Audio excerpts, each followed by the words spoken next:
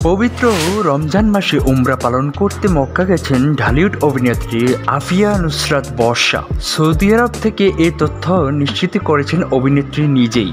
সামাজিক মাধ্যম ফেসবুকে উমরা পালনের একাধিক মুহূর্ত শেয়ার করেছেন বর্ষা। ক্যাপশনে লেখেন, আল্লাহ রাব্বুল আলামিন আমাদের সকলকে ক্ষমা করুন, আমার আত্মাটা রেখে গেলাম, ইনশাল্লাহ আবার ফিরে আসব।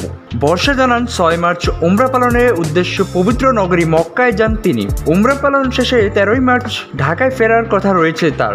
সর্বশেষ ২০২৩ সালে কিল হিম সিনেমায় দেখা গেছে বর্ষাকে। মোহাম্মদ ইকবালের পরিচালনায় অ্যাকশনধর্মী এ সিনেমায় অনন্ত জলিলের সঙ্গে অভিনয় করেন তিনি।